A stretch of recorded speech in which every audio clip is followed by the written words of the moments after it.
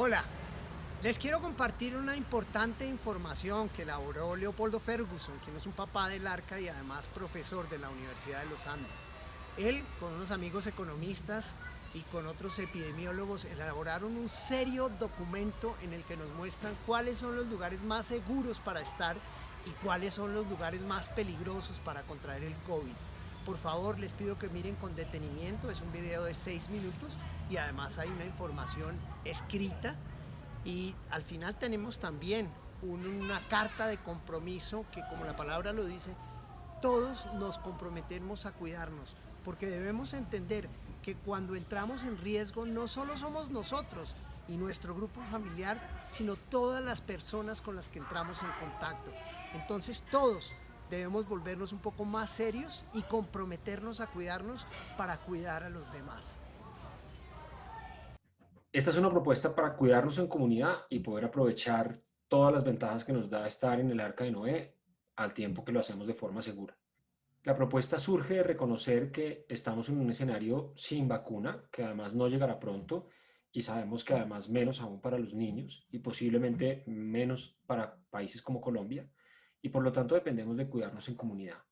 Ahora, el problema es que en este momento el riesgo que asumimos como individuos afecta a muchos otros y no solo a cada uno. Los costos que enfrenta un individuo si se llega a enfermar por este virus son apenas una fracción de los costos que enfrenta la sociedad por esa misma infección. Entonces tenemos que pensar más allá de las consecuencias individuales o la sociedad paga el plato roto. Y eso implica tener una fuerte norma colectiva de cooperación social o cuarentenas, pero sabemos los costos que eso genera. Las consecuencias de esto es que hay que conocer el virus para entender cómo se reducen los riesgos, pero no basta con eso, hay que actuar solidariamente, pensar en las implicaciones para los demás y no solo para mí de cómo me comporto. Por ejemplo, en la decisión de mandar a los niños al ARCA, por supuesto nosotros estamos exponiéndonos a más riesgos, pero también tenemos que pensar que estamos exponiendo a las demás personas que están compartiendo ese espacio con nosotros a los riesgos que nosotros asumimos. Entonces, ¿cómo podemos cuidarnos dado lo que sabemos sobre el virus?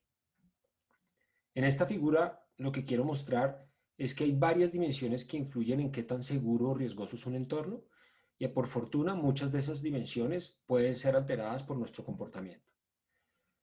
Un entorno es más seguro o más inseguro según si tenemos o no tenemos mascarillas, es una primera dimensión.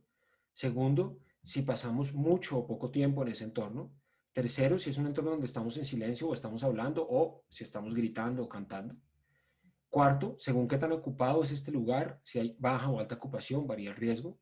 Y quinto, qué tan bien ventilado está el lugar. Al aire libre es más seguro que estar en el interior, pero es más seguro si el interior está bien ventilado a que si el interior está mal ventilado. Entonces, todas estas variables influyen en qué tan riesgoso o seguro es un entorno en el que nos encontremos en términos de contraer el virus. Hoy sabemos que es espacios más abiertos y más ventilados, con poca gente, con distancia social, sin conversación y con una mascarilla bien puesta, y aquí enfatizo que esté bien puesta porque todos hemos visto cómo hay gente que lleva la mascarilla mal, y además estoy hablando de mascarilla, no de tapabocas, de nada sirve taparse solo la boca y no la nariz. Todos estos factores vuelven un espacio más seguro. Y un espacio menos seguro, pues es lo contrario, lugares cerrados, con poca ventilación, concurridos, con mucha gente, donde hay mucho contacto. Una manera de resumir algunos de estos elementos es no a las 3 Cs, cerrados, concurridos, contactos, y sí a las 3 Ms, lavado de manos, un ingrediente adicional que no está en este diagrama, a metros de distancia a los demás y con mascarilla. Algo más que nos puede dar mayor seguridad es construir islas seguras. Eso, por ejemplo, está reflejado en el protocolo del ARCA, en la creación de pequeños grupos de niños que solamente interactúan entre ellos y con un adulto, con su profesora, pero no interactúan con otros grupos. De manera que así se reducen riesgos de contagio de cada uno de esos niños, pero también riesgos de cadenas de contagio, en donde por poner una persona en riesgo terminamos estando todos en riesgo. Eso que se refleja en los protocolos del ARCA también se puede replicar en nuestra vida cotidiana si limitamos los contactos fuera de las personas de nuestro hogar.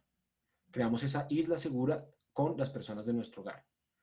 En contactos con quienes no son de nuestro hogar, pues podemos hacerlo siguiendo este comportamiento que se resume con esta abreviatura de DAMA. Encuentros distantes, afuera y con mascarilla bien puesta. Algunos estudios en países que han enfrentado rebrotes después de una primera ola, sugieren que una de las razones tiene que ver con que la gente baja un poco la guardia cuando está con gente cercana que no es de su isla segura de su hogar. Entonces, cuando van a visitar a los abuelos o a los primos o a unos amigos cercanos, en vez de procurar hacerlo afuera, a distancia, con mascarilla, se quitan la mascarilla o están en un lugar cerrado y mal ventilado. Entonces, lo deseable es que nos mantengamos en la isla segura del hogar y cuando interactuemos por fuera del hogar, procuremos hacerlo siguiendo estos principios de Dama. Algo que también puede ser útil es tener presente cuáles son el tipo de actividades con mayor y menor riesgo. Y ustedes habrán visto tablas de este estilo, que es importante tenerlas en la mente, pero también saberlas leer con criterio. Por ejemplo, esta, sacada de la Asociación Médica de Texas, sugiere actividades de bajo riesgo, que es deseable mantenernos en ellas, y evitar las de alto riesgo. Pero insisto, en estas listas hay que saber leer con criterio. Por ejemplo, aparece como catalogado como bajo riesgo sentarse en una sala de espera médica. Eso es bajo el supuesto de que las salas de espera médicas se supone que deben cumplir unos protocolos de portar bien el tapabocas, mantener una distancia social y nadie mejor que los médicos para saber que el lugar tiene que estar bien ventilado. Pero si por cualquier motivo uno se encuentra en una sala de espera médica que no cumple estos protocolos, pues uno está asumiendo un riesgo más alto, moderado o incluso muy alto si no se siguen bien los protocolos. Entonces, un compromiso que podríamos adoptar los miembros de una comunidad, y en este caso de la comunidad del Arca, para cuidarnos a nosotros mismos y cuidar al resto de la comunidad, es procurar privilegiar vivir en actividades de riesgo bajo, como estas de la figura, evitar tanto como sea posible las actividades de riesgo moderado y similares, y evitar y reportar actividades de riesgo moderado, alto y alto. Reportar estas actividades de riesgo alto o medio alto al ARCA puede ser importante para que nos ayude a tomar una decisión sobre qué hacer dado que tuvimos una exposición de algún riesgo. Por ejemplo, si alguna familia del ARCA por circunstancias de la vida tuvo que tomar un avión, es bueno que lo comparta con el ARCA y tomen una decisión de qué se debe hacer. En fin, seguir esto puede ser parte importante de un compromiso para que nos cuidemos entre todos. Y además, los miembros de los hogares del Arca podrían adquirir como compromiso seguir estas prácticas que se derivan de lo que dijimos antes: tapabocas bien usados, lavados de manos y, por supuesto, si llega a haber unos síntomas, seguir la regla de detectar, aislarse y reportarlos o dar.